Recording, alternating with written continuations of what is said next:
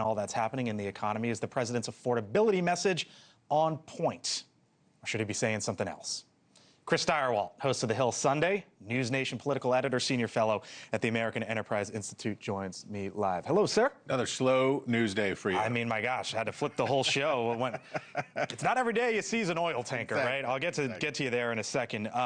But this news out of the White House that President Trump will be back on the road later this month and could be back out on the road basically weekly in 2026. Where do you think they're going to send him? What do you expect him to say going forward? Well, you could send him to places that were basically safe, right? You could send him to basically safe places for Republicans, keep him busy, keep the message out there. You don't want to send him to, if we think about it this way, look at Virginia and look at New Jersey that had their Right. gubernatorial elections last month. Would it have been good if Donald Trump went to New Jersey or Virginia? No. Right, because the Republican candidates in those places needed persuadable voters, and they needed Trump-skeptical suburbanites to come on in and say that it was okay. The way that you do it in a midterm year, especially when the party in power is unpopular, and we don't know what it'll be like 10 months from now. Right.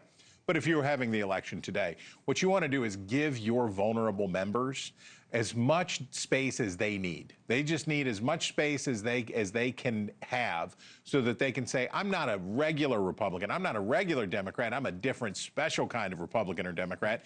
And so the president can't really go places where he is a polarizing or divisive figure. Here's what he said today, and then we'll pick it up on the other side.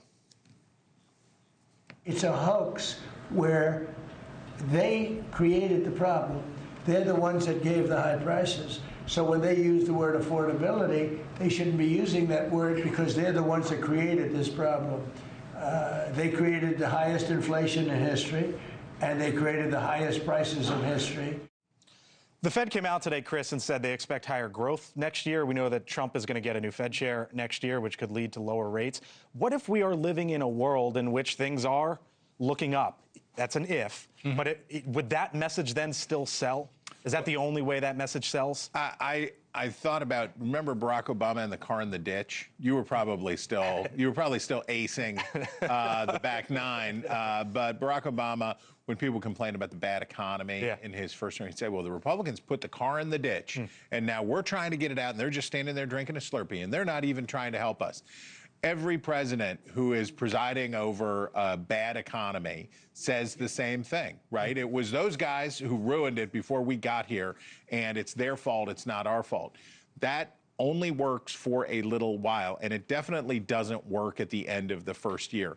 The White House and congressional Republicans are trying to pull the president kicking and screaming to a place where he engages on this question in a way that sounds credible. I get it. I understand prices are too high.